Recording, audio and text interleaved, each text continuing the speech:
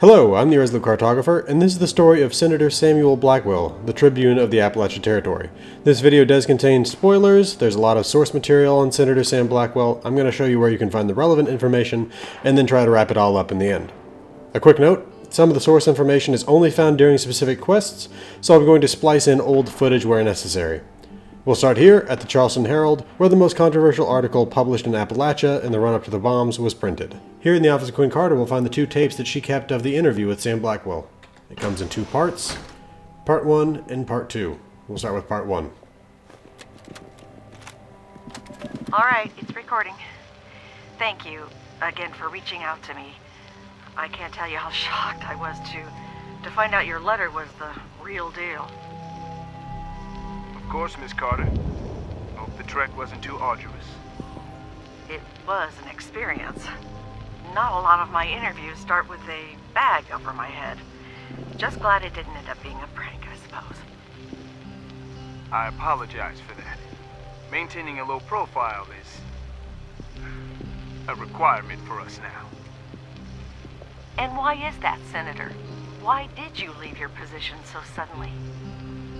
Leaving was the only way I thought I'd be able to protect my family, Miss Carter. But I've since realized that I've left a lot of other people I care about in grave danger. I was hoping you could help me correct that. What are you talking about, Senator? There are sinister forces at work in the halls of government. I and my fellow members of the free states will no longer be shackled to the putrefying corpse of this nation. No, nor should anyone who values their lives. There is only one recourse left for the people of the United States. Strike out on your own. Take whatever you can carry, get off the grid, and get there fast. The end is coming, Miss Carter. And when it does, your government has no interest in keeping you safe. And Part 2. Sinister Forces? The end is coming? Senator, you're making some big claims here. Do you have evidence to back it up? This is not some doomsday fever dream, if that's what you're asking, Miss Carter. I received my information from reliable sources. Yes. And I'm supposed to take your word for it? You're going to have to, Miss Carter. I'm trying to save lives, not put more at risk by exposing my sources. Senator, I'm not trying to be rude here, but it sounds like you're trying to start a panic, and without evidence, I'm not willing to be a part of that. I also have it under the strictest confidence that you've been seen making multiple visits to a certain Charleston neurologist as of... My health is not the issue here, Miss Carter. These are people's lives. The executive branch, captains of industry, the Department of Agriculture. I peeked into their world and they threatened my life, my daughter's life. We're just pawns to them. And the only way we survive is to step off the board. All I'm asking is that you share that message. I meant no offense. You just have to know how this looks from my end. I understand. It's just a sensitive topic. Would you mind if I asked you one last question? If it means you'll get the word out, go ahead. You never resigned as senator. Is that something you're planning to do? I am. Consider this interview my formal resignation. Spread the word, Miss Carter. All I ask is that my warning goes with it, and nothing else. Now, if you wouldn't mind, my daughter and I have a lot to do. We're on our own out here, after all. Alright, now we're going to splice in the part about Carter's notes, which is only available in the quest when you're trying to find his bunker in the first place. Sam Blackwell interview notes. Interview notes. Overall impression? I don't think Blackwell's crazy, but something was off. Very little to gain from leaving his position. Honestly believes there's an evil force at work here. Is he losing it? Or just hiding it better than the rest of us? Next step, track down who these sinister forces are that sent the senator running for the hills. General notes. Offer for interview arrived in handmade envelope. Favor with the CPD got me a print match. They're the Senators. Holy crap. Meet site, Berkeley Springs train station. Met at dawn by a masked young woman, clearly Judith Blackwell, probably forgot we'd met at the governor's ball, and a masked older man, clearly the senator. Roughly a half-hour hike, pretty much due east, could see the sun rise through the bag. Nice thought though, guys. Hike past through a stream, over a highway, small bit of marsh, into a cave, and then down an elevator. Rest can be taken from the tapes. Blackwell was in serious politician mode. On message, firm, and trying his damnedest to make sure I was scared about the things he claimed to go bump in the night. With those notes done, let's head up to the editor's office. Here on the desk we find a holotape, a pamphlet, and a terminal. We'll read the pamphlet first. Carter and Blackwell, traitors. Sam Blackwell and Quinn Carter, traitors. If you or I sat in a room and recorded a robbery, then refused to give information regarding the culprits, we'd be in jail. But Quinn Carter, despite interviewing a man guilty of a far grander crime, walks free.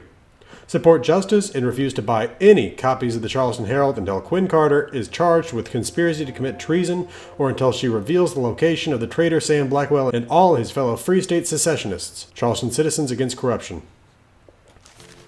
And here on the terminal, we have 3 entries: Automated Voting System, Ballot Measure 6, and Sam Blackwell article. We'll start with Ballot Measure 6. Ballot Measure 6 is getting a big push from someone with real money. Automating the entire region's government? This thing has Hornwright prints all over it. Now get me some hard proof. And Sam Blackwell article. Quinn, you know I stand by you, but the heat we're getting for this Sam Blackwell interview is getting turned up to fry our hides off levels. Few angry locals and politicians we can tangle, but I'm getting federal calls, Quinn, and they're not subtle. They aren't just threatening to arrest us. You follow? The Herald's never betrayed a source, and we're not starting now, but you got a target on your back the size of the Purple Mountains. I want you to buy a gun. I'm serious, and I'm getting you a couple of hotel rooms. Don't sleep in the same one twice. Lock the doors at night, and don't open them for anyone. That's all we need to see here at the Herald. The next pieces of information are found in the office of Daniel Hornwright in the next door Hornwright Industrial Building. We'll just head right in. Because we previously completed the Mother Lode side quest, we can just head right across the floor, into the elevator, and right it up to the executive level.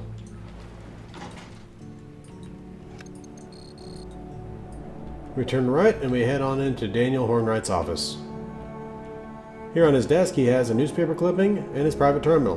We'll start with newspaper clipping. Sam Blackwell? No on Measure 6. The Charleston Herald? Sam Blackwell? No on Measure 6 by Quinn Carter. The people of the Appalachian Territories cannot sit idly by while their livelihoods are ripped away by metallic hands. These were the words of Senator Sam Blackwell coming out in a Herald interview as the authoritative voice against the controversial ballot Measure 6. Measure 6, still to be voted on this upcoming November, would issue a $2.6 billion bond to begin the process of replacing all human workers in the Appalachian government with automated systems, with the goal of complete automation by 2087. Among many in the region, however, it's come to be seen as a proxy war between local workers and the conglomerates such as Hornwright Industrial and Atomic Mining Services, driving the shift away from traditional labor. In our interview, Senator Blackwell spoke frankly about the effect he believed Ballot Measure 6 would have on the citizens of Appalachia. A slow-moving disaster. It is our role as members of the government to advocate for our constituents. What do the people of Appalachia get from Ballot Measure 6 other than pink slips and empty bellies? When asked for comment, Daniel Hornwright, CEO of Hornwright Industrial and a major proponent of the measure, stated Senator Blackwell's professed interest in the welfare of Appalachia went out the window when he decided to start associating with separatists like the Free Staters. We have no additional comment. Onto his terminal. There's a list of 7 personal entries and archived messages. Specifically, we are going to read Personal Entry 1 and 7, starting with Personal Entry 1. Vault-Tec has a saying, prepare for the future. I couldn't agree more. It's been a mantra I've been following ever since I took the reins at Hornwright. My father always thought the future of the company depended entirely upon its workforce. Your products are only as good as the people who build them, he'd say. My father had amazing foresight, but what he didn't have was the technology to make that workforce strong and reliable. That's why I'm going full throttle on every automated worker program we have. No more sick days, no more vacations, no more maternity leaves and sudden deaths in the family. We reduce the number of people we need to run this company, yet maintain the same output and quality control. The AutoMiner program is just the beginning. My ultimate goal is to fully automate Hornwright before 2100. If we can attain that achievement, we will no doubt be the strongest and wealthiest company this world's ever seen. And Personal Entry 7. I can't believe my staff is distracted by the miners rioting. I don't know what they're worried about. Our headquarters is well protected here in Charleston, and we can always write off the Rockhound as a loss. This is merely an annoyance, and proof that we need to be fully automated sooner rather than later. The motherlode systems are performing at peak capacity, and have completely exceeded our initial expectations. Soon, I'll only need a staff of under 20 to keep it in operation. Then those rioting miners can demand all they like since they'll no longer be employed at this company. Now who's laughing? And on to the archived messages. There are 3 messages here. The first to Governor Evans, the governor of the Appalachian Territory, and the next 2 are to an unlisted recipient. The first, Governor Evans. Governor Evans, I'm thrilled to hear that Ballot Measure 6 will be taken up for referendum this November. Increasing the efficacy of the Appalachian government through automation will establish our territory as a national player for decades to come. We at Hornwright Industrial want to be a part of that. As you know, we have established ourselves as experts in creating cost-effective automated systems. Our product line is constantly expanding and adapting, meaning we can develop custom-tailored solutions for your needs. There's no better partner for the automation of the Appalachia Territory government than Hornwright. Not to mention, dealing with a local concern rather than a national and personal conglomerate like Robco will certainly help the pill go down easier with the local populace. Why don't you and the missus meet us for dinner to discuss? My wife Elaine has been dying to get to know the first wife more personally. And the first to the unlisted recipient. It's Daniel. I have a problem I need taken care of. Senator Samuel Blackwell. I need his voice quieted until the vote on Ballot Measure 6 is completed. I want you to scare him for us. No one's to be hurt, just give him enough reason to disappear for a while. And while I'm sure this goes without saying, make sure this can't be traced back to us. And the second. Impressive work, friend. Your fee for the Blackwell job has been transferred to your account, plus a little bonus. I don't know what you said to him, but the fact that he's grasping at sinister government forces and not us means you said the right thing. Alright, now, in this case we would typically head over to the Charleston Capitol building, but Samuel Blackwell's office terminal is one of those that can only be accessed during a quest, so we'll play that footage now. Okay, here we are. Senator Blackwell's terminal. Log in. A good man lives a life of truth, but a great man knows when to hide it. Anonymous. Memos. Incoming memorandums. Energy meeting. Date, 4th of June, 2077. To all attendees from Justine Messier. I could be Messier, I don't really know, but anyway.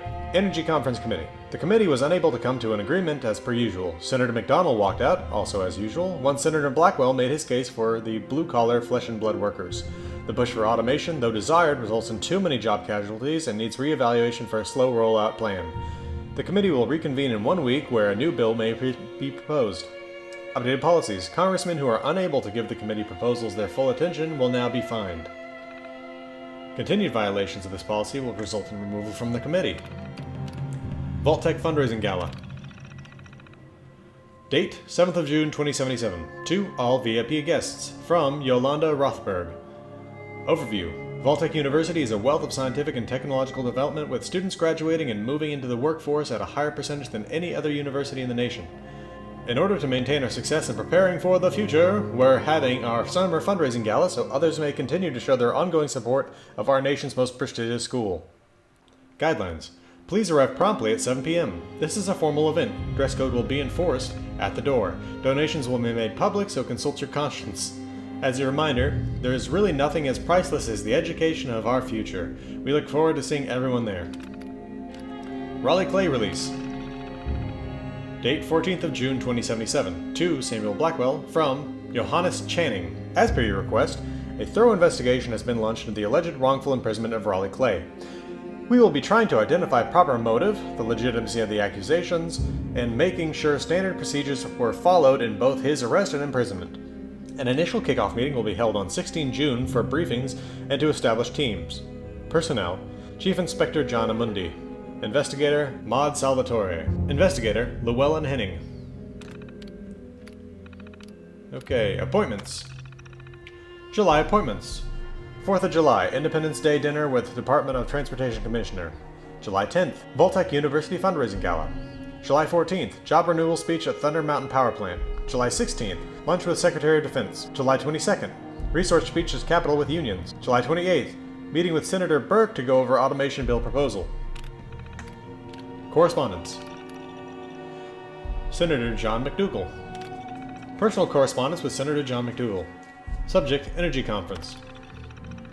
Wednesday, the 2nd of June, 2077 at 8:03 and 24 seconds. Sam, the Energy Conference meeting is coming up and I wanted to touch base on the arguments you'll be presenting. I know we don't see eye to eye on this, but profit margins cannot be ignored. Workers will lose their jobs, but they'll bounce back. They've got VTU right down the street. Let's talk about it. I'll buy you lunch. John. No response. Subject, upcoming meeting. Thursday, the 3rd of June, 2077 at 10:33 and 15 seconds. Sam, I get it. You're angry. You stood me up for lunch again, but we really need to talk about this upcoming meeting. General Atomics is very interested in bringing in an updated line of robots. We just make that known, Robco gets nervous, a bidding war breaks out, and it's money in the pockets.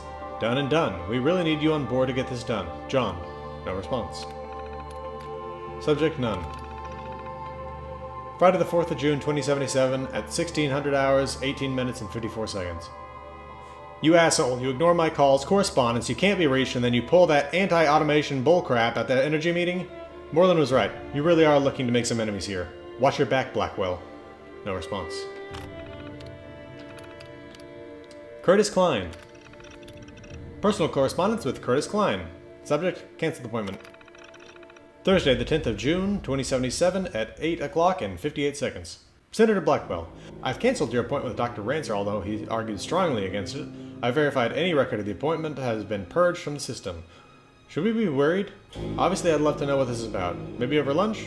Curtis Klein, Deputy Chief of Staff. No response. Advice. Friday, the 11th of June, 2077 at 8:01 and 33 seconds. Senator Blackwell, I highly advise staying far away from that Raleigh Clay case. I know he's a close friend, but this has setup written all over it. Someone wants to take him down for the Free States movement, and they won't hesitate to tie you to that sinking ship. We can't afford that type of publicity. Curtis Klein, Deputy Chief of Staff. No response. Divorce update. Monday, the 14th of June, 2077 at 8:03 and 43 seconds. Senator Blackwell, I heard from Judge Harlan that your divorce is set to be finalized on the 15th of October. I felt it prudent to give you a heads up so it didn't come as a surprise. I would even go so far as to recommend you take the day off. I know how much she still means to you. We should talk. Curtis Klein, Deputy Chief of Staff. No response. And T. Correspondence with T. Intelligence Committee. Friday the 4th of June, 2077 at 6:19 and 37 seconds. Senator, recommended reading for the upcoming Intelligence Committee meeting. The Congressional Bunker Project. Who has a stake in this? Who's really funding? Is Vault-Tec overly involved? Trustworthy? The answer to these questions are the source of my fears and exactly why I need your help. T. You replied, Friday the 4th of June, 2077 at 8:11 and 33 seconds. Department of Agriculture. Thursday the 10th of June, 2077 at 6:23 and 1 second. Senator, the most recent evidence is pointing to a Department of Agriculture having a large stake in the bunker project. I put out feelers to find out what Senator Eckhart's involvement is and why agriculture is sinking so much time into that bunker. You replied, Thursday the 10th of June, 2077 at 9 o'clock and 2 seconds. Subject, Raleigh Clay. Friday the 11th of June, 2077 at 5:59 a.m. Senator, I must advise you to keep yourself removed from Raleigh Clay's wrongful imprisonment. The Free States member should have the capacity to draw enough negative attention to get him freed. More importantly, I need you to maintain your presence on the Intelligence Committee. I'll be in touch. T. No response. Okay. There we are. Okay, with that done, we're going to head over to the White Spring Bunker. Okay, here we are, and we're at the normal entrance, not the service entrance. Okay, and the first piece of information is right on over here in this guard's office. The Sam Blackwell interview. The Charleston Herald, The Sam Blackwell Interview, by Quinn Carter. Amidst mine riots, strikes, and the civil unrest of our times, there is one name that is on everyone's lips, Sam Blackwell. Blackwell started his life as a union activist, brokering deals between disenfranchised workers and regional powerhouses like Garahan Mining and Hornet Industrial. His star would only continue to rise during his re-election to the United States Senate, winning by a staggering 73% of the popular vote. It would take the senator's open support of the Appalachian Free States movement, a group of local survivalists with separatist overtones, before his popularity would begin to wane. But as minor scuffles between the Free States and police broke into open violence, the senator's support for the Free States only grew, as he calls for his resignation. Then, seemingly without warning, the senator vanished. Calls to his Charleston office and home went unanswered. His daughter Judith stopped showing up for classes at VTU. Multiple search parties were organized by the police and concerned citizens, but to no end. It was just 3 days ago that an unaddressed letter came across my desk offering me an interview with the missing senator. Presuming it was a hoax, I nonetheless accepted. But it was no hoax. In an exclusive interview, I visited with our controversial former senator in an undisclosed location. I asked Senator Blackwell why it was he left the Senate, presuming the pressure from his constituents had caused him to become disenchanted with the public service. But the senator had a far darker message than I could have ever suspected. There are sinister forces at work in the halls of government. I simply could not be a part of that anymore. Pressed for details, Blackwell leveled accusations at the highest echelons of power: the United States Executive Branch, the Department of Agriculture, major corporations, all complicit in a shadowy conspiracy, and to whom the American citizen, in the senator's own words, are nothing but pawns in their sick games. His advice to the American people in the face of such a harrowing claim? The only recourse left to the average American is to flee the population centers, head into the wilderness where one can find at least some hope of escaping the lurid gaze of those in government plotting against us. Throughout our conversation, the senator was composed, lucid, clear in his belief that everything he said, no matter how outlandish, was truth. Through an evening of shocking revelations, perhaps the least surprising of all was the senator's resignation from the United States Senate. Consider this interview my personal resignation from this government and this nation. And with that, I was ushered out, left to wonder how much should be taken as ravings or as desperate pleas for the safety of his fellow Americans. Okay. With that one down, we're going to head into the bunker proper. Here in the Bunker Command Center, we can find one of these voting terminals that's set up across Appalachia. Voter Services Terminal. Moving democracy into the 21st century. Welcome, voter. This experimental system was designed to make long lines and wait times a thing of the past. Please join us for this system's inaugural test on Tuesday, November 2nd, 2077. Error. Elections have been suspended indefinitely. Please contact Election Administrator. Active ballot measures. Ballot measures 11/2/2077. Special election, Senator, Appalachian Territory. Previously held by Blackwell, Samuel. Candidates, Ellen Jellison, Jack Dougherty. Ballot measure 6. Appalachian Prosperity Act, to issue a bond of $2.6 billion to initiate and support the process of full automation of the Appalachian state and local governments. All human workers must be phased out of government by 2087. Yay or nay? With that done, we're going to head into the military wing.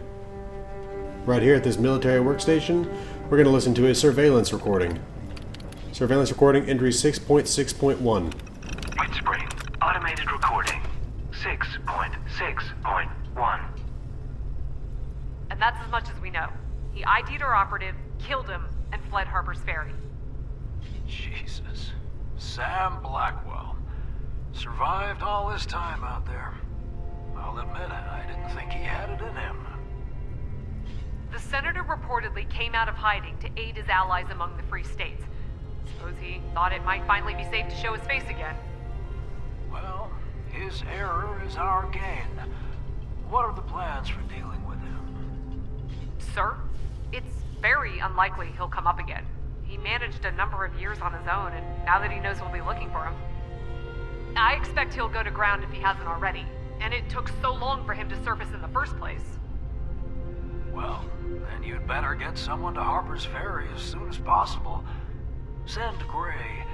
He has a knack for this sort of thing. Mr. President, I don't believe Senator Blackwell is much of a threat at this point. And any information he had is so outdated. He killed one of our men.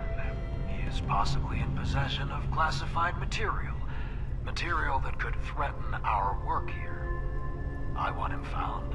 I want him eliminated. And I want it done yesterday. Yes, sir. I'll get right on it. Alright, with that down, we're going to head over to the brig. Here in the brig, we have the brig terminal. On this terminal, we have interrogation logs. J. Thorne. Name, James Thorne. Origin, Harpers Ferry. Notes, Mr. Thorne is a 32-year-old man from the Harpers Ferry area, believed to have ties to the Free States group. He was brought in and questioned under heavy sedation, but did not provide any information that was helpful to Agent Gray's investigation. And Q. Carter. Name, Quinn Carter. Origin, unknown. Notes, Miss Carter is a reporter that has had contact with an individual highly sought after by the administration. As of now, she has yet to be located, but Agent Gray considers her a high priority. Okay, with those down, we're in the endgame now. We're going to head to Senator Sam Blackwell's Free States bunker in the mire. Here we are at the abandoned waste dump that Senator Blackwell used to hide his bunker. Now there are some radioactive barrels out in front, but once you get inside, everything is fake. We'll head through these barrels and into the cave beyond. This cave has been full of deathclaws for some time now, but I took care of them so that we can listen to the holotape of Agent Gray. And there's the agent's blood, and there's the agent. Now again, this is one of those holotapes that is only available during a quest, so we'll splice that footage in now. Operation Summary, Blackwell.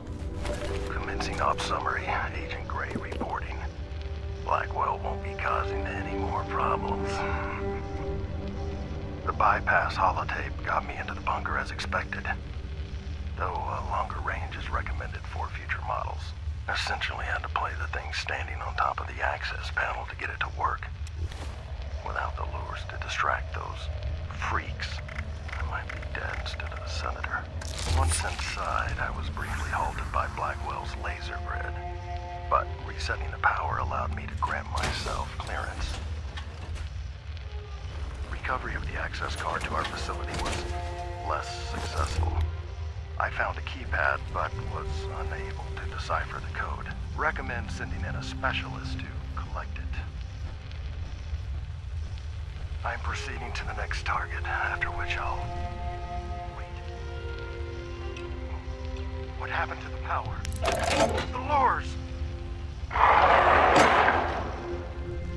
Oh, God. Alright, so let's head on over into the bunker.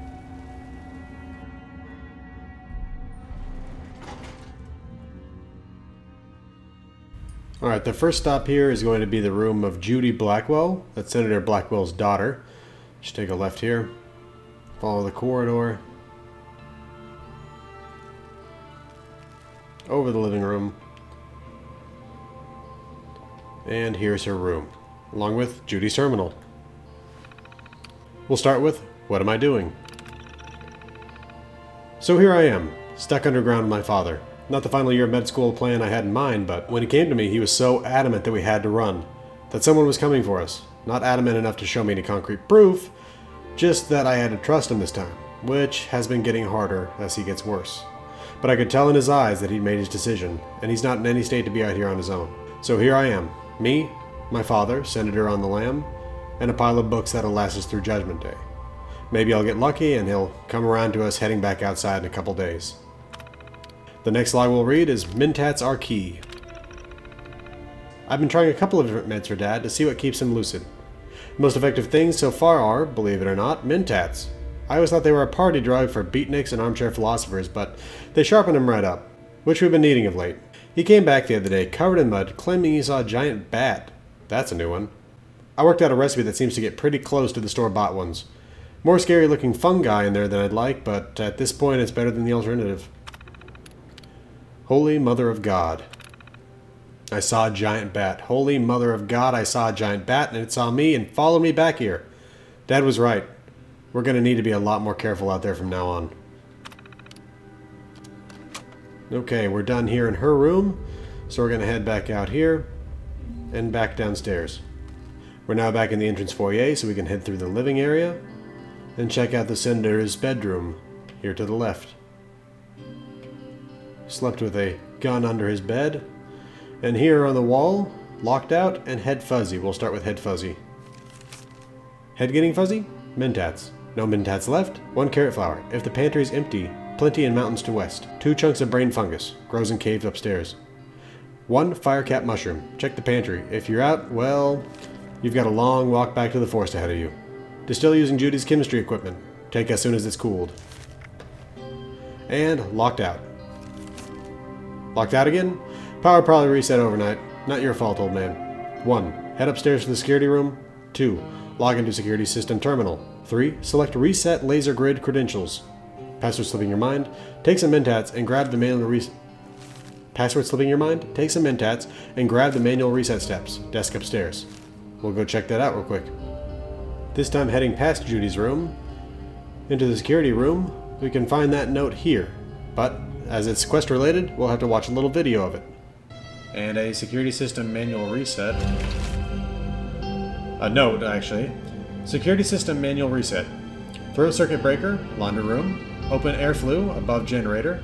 Activate circuit conduit, upstairs in vents. All credit goes to Judy for her elusive dream of running multiple hot plates at once. Alright, so we're going to head back downstairs. Alright, we'll head back through the living area.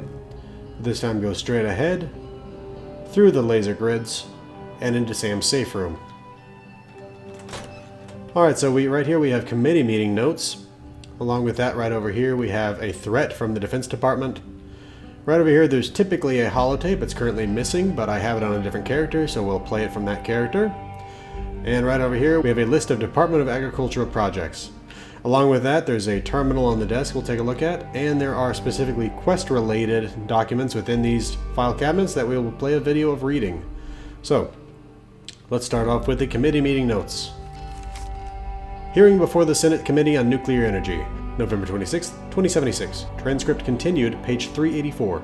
Senator Clark. Mr. Chairman, I would like to remind the committee that, environmental concerns aside, and I do share those concerns, the uranium deposit in question is in fact the largest in the country, not just the East Coast. Overturning the ban on extraction would help shorten and secure supply lines for a resource our great nation is relying on more and more each passing day. Senator Blackwell. And I, Mr. Chairman, would like to bring to the committee's attention the fact that my colleague, Senator Clark, has recently purchased a very large stake in the Atomic Mining Services Corporation, which constitutes a clear conflict of influence. Senator Clark. I will show you a conflict of interest, sir. Committee Chair. Will the gentlemen please return to their seats? On to the threat from the Defense Department. Back off, Sam. Department of Defense. Back off, Sam. The decision's been made. The automated silos are being built in Appalachia. We're going to get the same early warning system as everyone else. But if you breathe a word about these timing discrepancies you keep implying exist between military and civilian warning systems, I'll make sure you spend the rest of your days in jail. You're going to start a panic, Sam. We're not discussing this again. Rand said. Alright, on to the Department of Agriculture projects. Classified. Hey Sam, remember I'm doing you a favor here. Now you owe me. And you've seen what heights my bar tabs can reach. Honestly though, next time you should just talk to the secretary directly. He's a good guy and a smart cookie. I think you two would get along. Jody Soraset, Senate Committee on Agriculture. Department of Agriculture Active Research Projects. Budding Patriots Initiative, a national nutritional initiative to prepare the next generation for nation service through enhanced nutrition. Congressional Bunker Food Preservation Initiative, pilot program to extend the shelf life of various foods being prepared for the Central Congressional Bunker. National Water Enhancement Initiative, developing food additives that can be deployed in local water systems to enhance well-being across citizens of the United States, done in conjunction with the Department of Defense. American Crop Protection Initiative, a broad-spectrum look at the use of biological agents to eliminate crop pest. Pest Self-Eradication Initiative, developing techniques to biologically modify weevils, moles, and other pests to self-eliminate. Alright, now we're going to listen to the holotape with the other character. 9 a.m. Degenerative neurological conditions. Room 121. 10:30 radiation therapy training. Lab 206. Noon. Family medicine rotation. All Tech-U Free Clinic. Keeps going like that. Your daughter Judy's a busy woman, Senator, but not hard to find. You've been sticking your nose where it doesn't belong, Samuel, and now you've gone too far.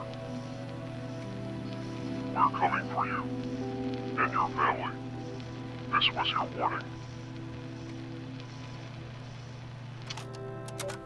Okay, and now we're going to read these entries, but through an old video. Intelligence Memo, August 16th of 2077. Top secret, Intel Committee only. Senator, you pulling the purse strings on this congressional bunker project was exactly the break we needed. The Modus machine, Vault-Tec, members of our own government, they're all a part of it. I've gotten a lot of chatter about the Department of Agriculture having an outsized role in what's going on. Secretary Eckhart is at the heart of this, I guarantee it, but I wouldn't be shocked for a moment if this went all the way to the top. Remember this number, 417604. It's an invoice number for an order placed by the Department of Agriculture at Eckhart's request, bound for the bunker. They claim it's a part of the facility's automation effort. That's a lie. Invoice 417604 is experimental equipment. High tech. Lots of it. The automation stuff is just a cover-up.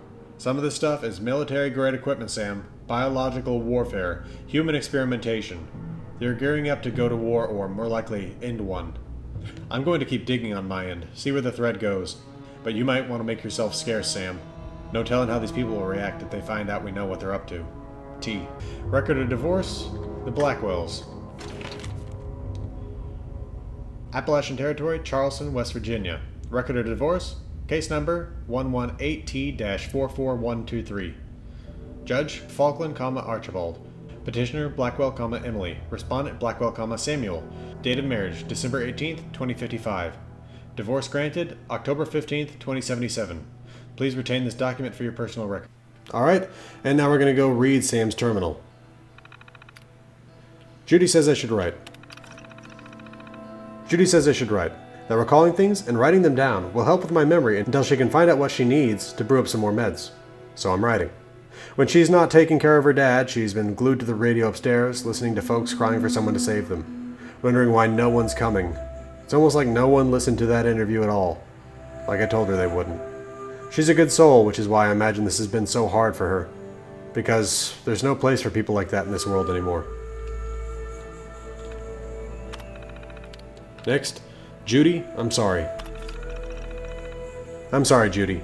Judy went out to collect mushrooms, part of a grand plan for a mushroom and dandy boy apple casserole, which my stomach has been quietly fearing the whole day.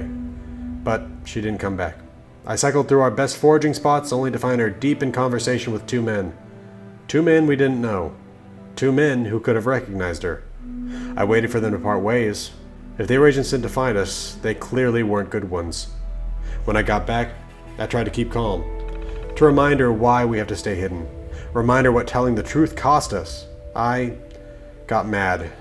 That made her mad. Now she's upstairs. And I need to get up the courage to say what's so damn easy to write. I'm sorry, Judy. But with everything that's been taken from us, I'm not about to lose you too.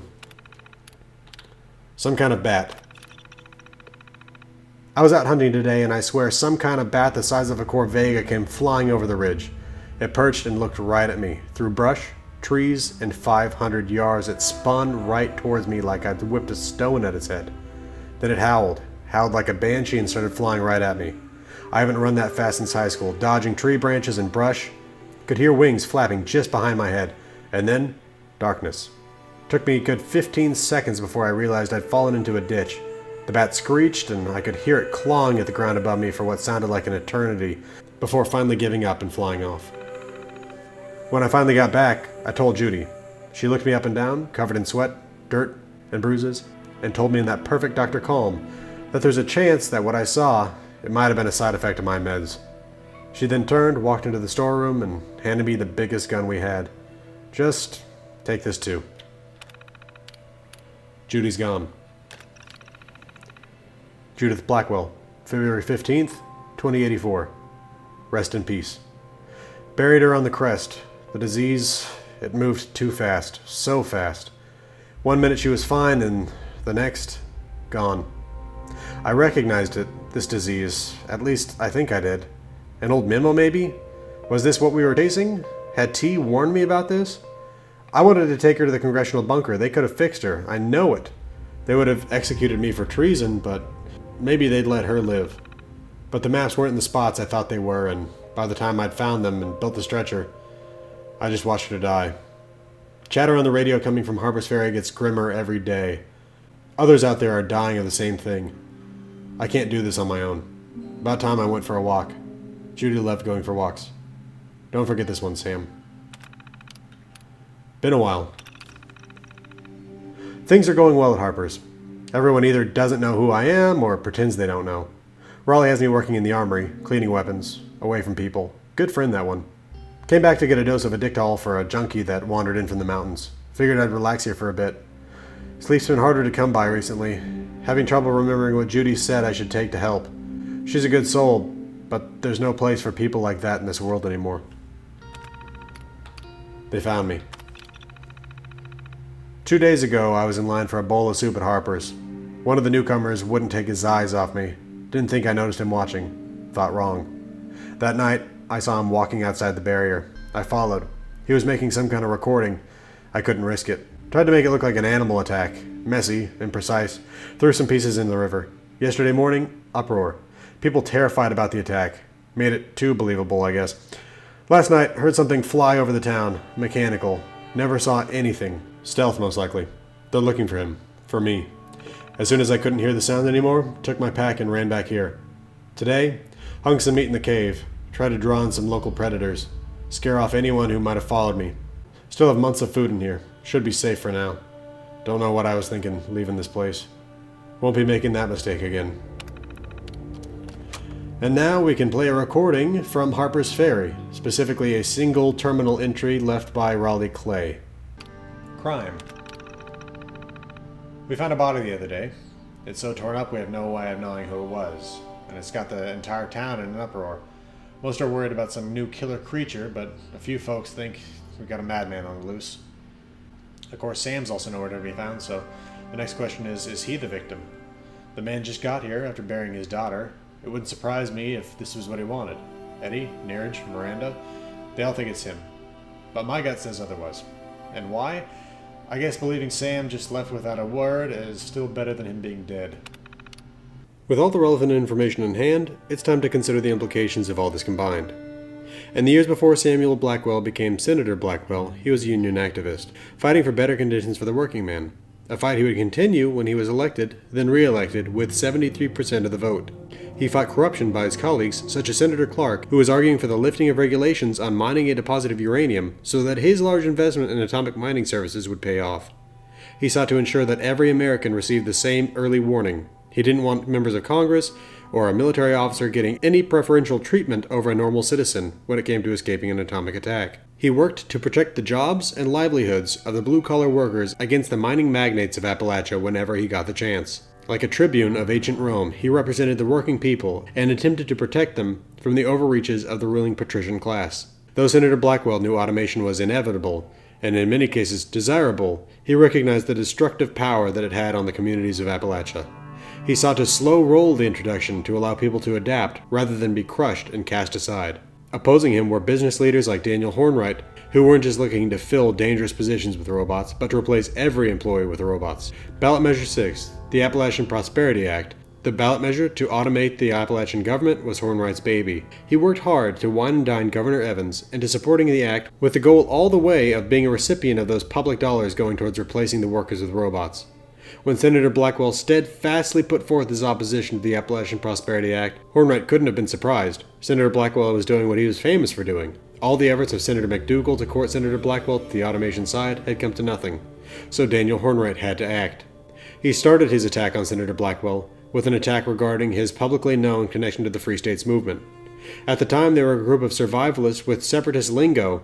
They had clashed with the police, but they had yet to split from the United States. Sam Blackwell was a part of the movement, and Raleigh Clay, the public figurehead of the Free States, considered the senator his best friend, giving Mr. Hornwright's attack a kernel of truth. Hornwright next contacted his fixer, a man by the name of Harper Rosiak, to scare Blackwell off. He didn't want him dead after so recent a speech against the ballot measure, potentially turning him into a martyr. He just wanted him to shut up. Mr. Rosiak delivered by stalking Sam Blackwell's daughter Judith and sending him her schedule along with a threat. The senator gave up everything to prevent the loss of his daughter, and quickly picked her up from VTU and whisked her off to his bunker, hidden in a fake nuclear waste dump. After his disappearance, Senator Blackwell eventually contacted Quinn Carter at the Charleston Herald. After she confirmed the letter was authentic, she traveled to his bunker while blindfolded and interviewed him. As it turned out, along with the senator's public face as the defender of the working class, he also was engaged in a long-term investigation of parts of the government in the same vein. The investigation most specifically covered Thomas Eckhart's Department of Agriculture. Through his correspondence with a partner known only as T, though he never knew the organization's name, Senator Blackwell was on the periphery of uncovering the pre-war version of the Enclave, the military-industrial complex shadow government that was supplying the fight against China while plotting against the American people. When his daughter was threatened, Blackwell assumed that the perpetrators of this action were connected with the Enclave. After all, he'd been threatened by the Department of Defense before. When Senator Blackwell blamed mysterious government forces for his going to ground, Daniel Hornwright was thrilled. His agent had exceeded every expectation. Whether it was his affiliation with the Free States or other personal issues, on October 15, 2077, Sam Blackwell's nearly 22-year-long marriage to Emily Blackwell came to an end with a divorce, meaning that when he fled to his bunker, only his daughter Judith was there to take care of him, and taking care of him was going to become a more and more serious task over time. This was due to the fact that Senator Blackwell was dealing with some form of degenerative brain disease. Senator Blackwell had canceled his appointment with his doctor back in June, and even Quinn Carter had asked him about his illness in the interview, though it should be noted that she didn't print anything about that. Luckily, Judith Blackwell was a med student at VTU, leaving her well equipped to take care of her father. But Judith didn't really want to have anything to do with her father's rescue of her when she arrived at the bunker. She recorded her thoughts that she was hoping that, before too long, they would go back outside. For whatever reason, Sam Blackwell didn't share the taped threat with his daughter, perhaps to shield her from the potential psychological effects of the threat. Before the opportunity to go back outside could come around, the bombs came down. When the world outside figuratively became hell, Judith Blackwell spent her time listening to the survivors on the radio, reading an array of books, and finding treatments for her father's illness, specifically in Mentats and in a home-brewed version of them. The senator spent his time writing to keep his mind sharp and lamenting that from the sounds of the survivors on the radio, so few had heeded his warning. When the other Free Staters issued an all-clear and began to exit their bunkers, the Blackwells followed suit. But unlike the others, they avoided other survivors. When Judith Blackwell didn't arrive home at the proper time one day, her father set out after her. The senator eventually found his daughter speaking with two unknown men. When his daughter left the conversation for home, the senator eventually followed her. Unable to contain the fear that he felt at her possibly getting hurt, he yelled at her for making contact with the strangers. This is speculation, but I believe Blackwell killed those two men his daughter talked to. Given his later response to a perceived threat we'll discuss in a moment, I have no trouble believing he killed his daughter's conversation partners in order to keep her safe. This would also go further to explain his apology to his daughter when they got back from her meeting with him, although potentially this was just an apology for yelling at her.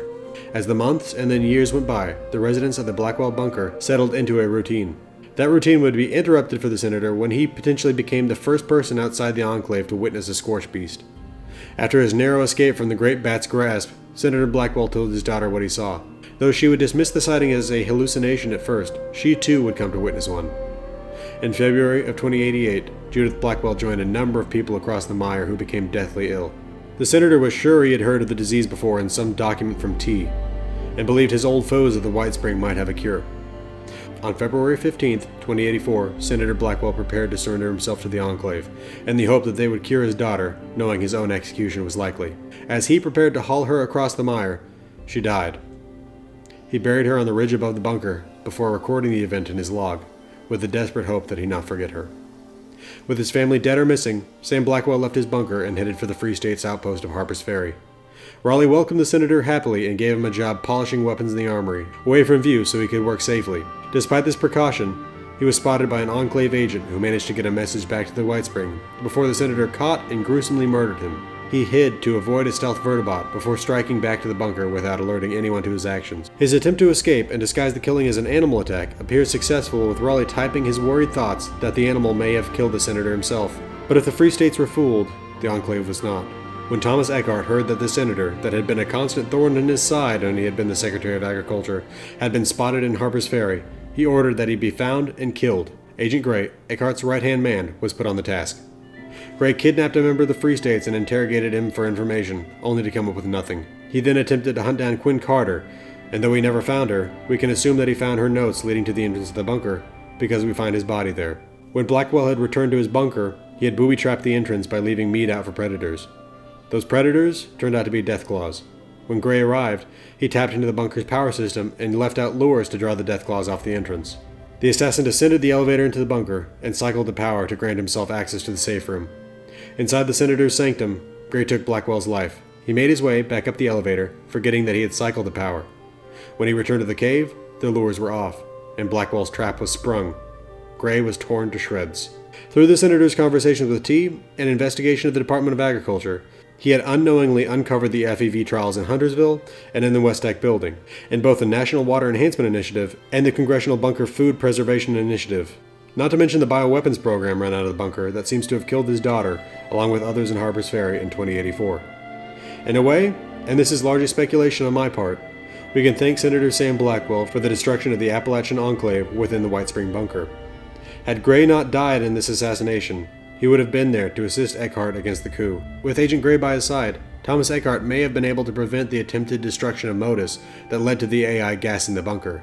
The protector of the people may have lost his life, but in death he struck a heavy blow against the locus of madness that had beset the common people of Appalachia with Liberator bots, super mutants, and scorch beasts, all to satisfy their own ends. But I think that'll do it for Senator Sam Blackwell, truly one of the great characters of Fallout 76. This has been the Original Cartographer. If you enjoyed this video and you want to see more, hit the subscribe button. If you liked it, hit the like button. If you have any comments or questions, leave them for me and I'll try to get back to you. Thanks for watching. I hope to see you again next time.